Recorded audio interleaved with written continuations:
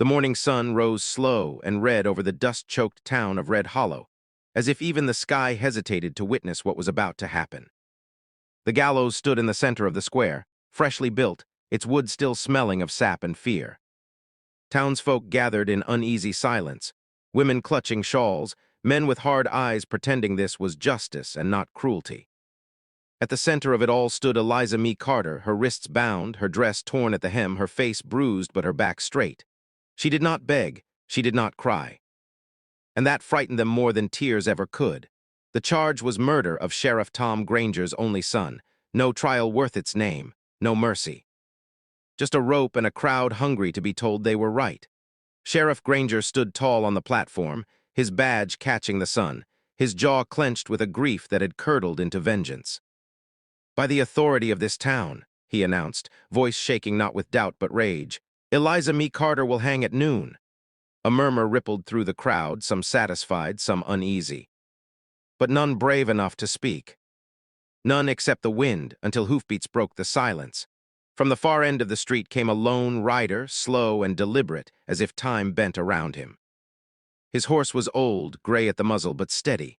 The man in the saddle wore black, not for fashion, but for mourning that never quite ended. Jack Callahan, the widowed cowboy. A man who had buried his wife 3 winters ago and never smiled since. Folks whispered his name as he dismounted, dust settling around his boots like a warning. Jack had kept to the outskirts of town since his loss, speaking to no one, carrying grief the way other men carried guns. He walked forward now, eyes fixed not on the sheriff but on Eliza. Their eyes met for a brief, burning second, and something unspoken passed between them. Recognition, truth, pain. Jack knew her, not well but well enough. He knew she brought food to the sick. Knew she stayed late at the church tending candles. Knew she was no murderer. The sheriff raised a hand. "This don't concern you, Callahan?" Jack didn't stop walking. "Everything that hangs an innocent woman concerns me," he said quietly, his voice carrying farther than shouting ever could. The crowd stirred. Sheriff Granger's face darkened. "She confessed," Jack's jaw tightened, "after you locked her up 3 days without water." Eliza finally spoke, her voice hoarse but steady. "I didn't kill your boy, Sheriff. He was already dying when I found him." The sheriff turned on her, eyes blazing. "Lies!" Jack stepped onto the platform. Gasps erupted. No one had done that before, not to Granger, not today. "Then hang me instead," Jack said. The words fell heavy, impossible, slicing through the square like a blade. Silence crashed down. Even the wind seemed to stop. The sheriff laughed once, sharp and broken. "You think this is a joke?" Jack met his gaze without flinching. "I'll take her place. If you're so sure Somio needs to die today, make it me." Eliza's breath caught. "Jack, no." He didn't look at her. If he did, he might falter, and he could not afford to falter. Sheriff Granger studied him, suspicion and temptation warring in his eyes. A dead woman would satisfy the law. A dead man, especially one already half dead with grief, might satisfy his anger. "Why?" the sheriff demanded. Jack's voice dropped, raw and honest. "Because I know what it is to lose someone you love, and what it is to live after wishing you hadn't." A murmur swept through the crowd. The sheriff hesitated. Pride told him to refuse. Revenge whispered otherwise. Finally, he spoke words that would haunt Red Hollow forever. "Very well. If you wish to die so badly, Cowboy, you can take her place." Eliza screamed then, the sound tearing through the square. Jack finally turned to her. His eyes were calm, gentle, alive in a way they hadn't been since his wife's death. "Live," he said softly. "One of us should," as the rope was lifted from Eliza's wrists and placed around Jack's neck. The town realized too late that justice had left the square, and something far more dangerous had taken its place.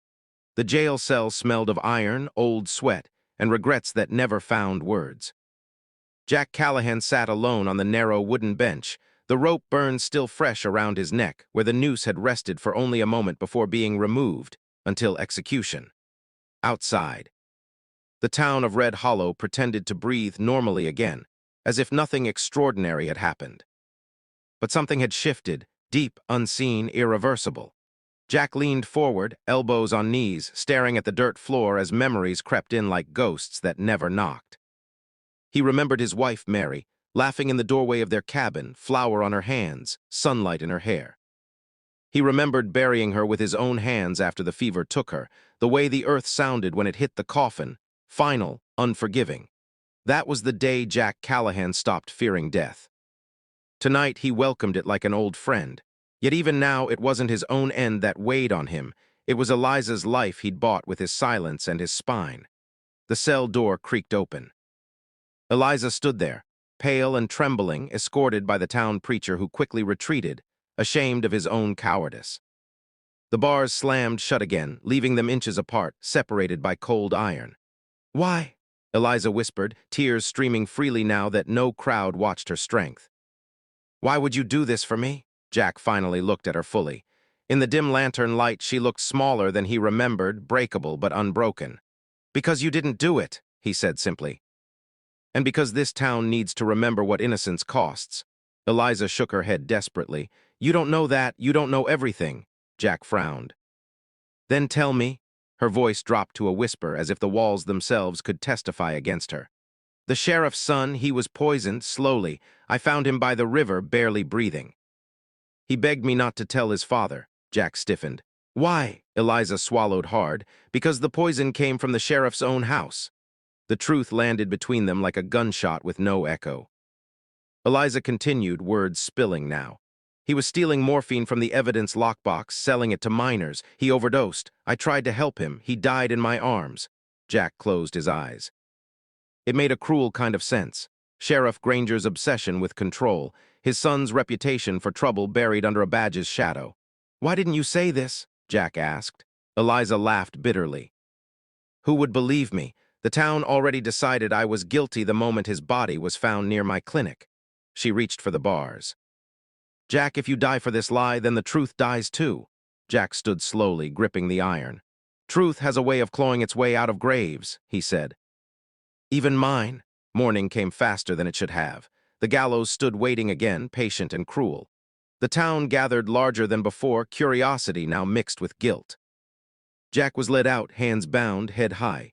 Somewhere in the crowd, Eliza watched, her heart pounding like it was trying to escape her chest. Sheriff Granger stepped forward, eyes hollow, face carved from stone. "Any last words?" he asked. Jack scanned the faces, men he'd worked beside, women he'd nodded to in passing. None met his gaze. Finally he spoke, not loud but clear. "This town thinks justice is a rope, but justice is truth, and truth don't hang easy." The sheriff sneered. "Enough!" The hood was raised. Then a shout ripped through the square. "Stop!" A boy pushed forward, Caleb, the deputy's younger brother, face white with terror. "I saw him," the boy cried.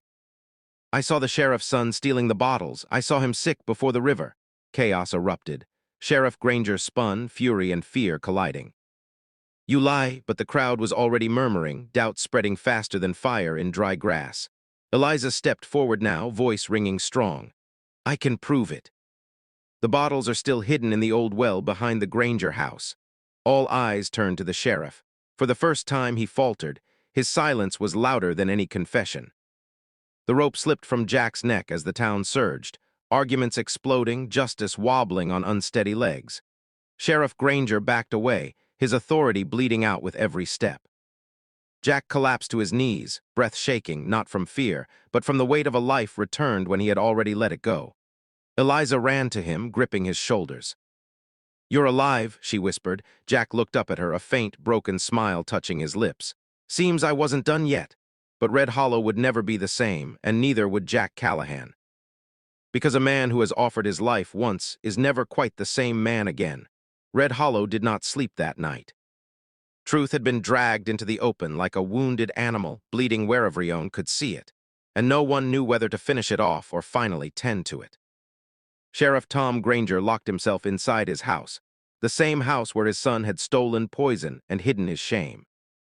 The badge that once ruled the town now felt heavier than iron, burning against his chest. Outside, men argued, women wept, and old loyalties cracked like dry wood. Jack Callahan lay in the small clinic, staring at the ceiling beams, breathing in a life he had already surrendered. Every breath felt borrowed. Eliza sat beside him, her hand wrapped around his as if letting go might tempt death to return. "You didn't have to do that," she said softly, for the 100th time. Jack turned his head toward her, eyes steady, voice quiet. "Yes," he replied, "I did." Because if no one stands up once, this town keeps hanging the wrong people forever. By morning, the truth was undeniable. The bottles were found. Witnesses came forward, slowly at first, then all at once, like a dam breaking. Sheriff Granger was stripped of his badge before noon. When he stood in the same square where he had ordered Eliza to die, he looked smaller, older, a man crushed under the weight of his own blindness. "I wanted someone to pay," he admitted, voice hollow. "I didn't care who."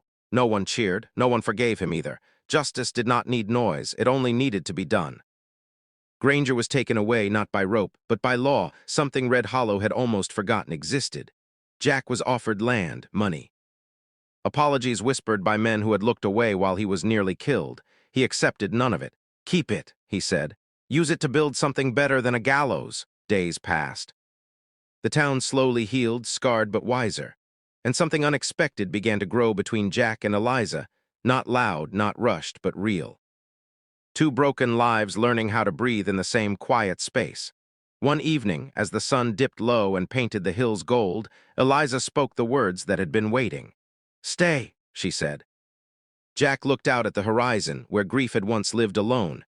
Then he looked back at her. "I think," he answered, "I finally have a reason to." Red Hollow would tell the story for years, not as a tale of shame, but as a warning and a promise.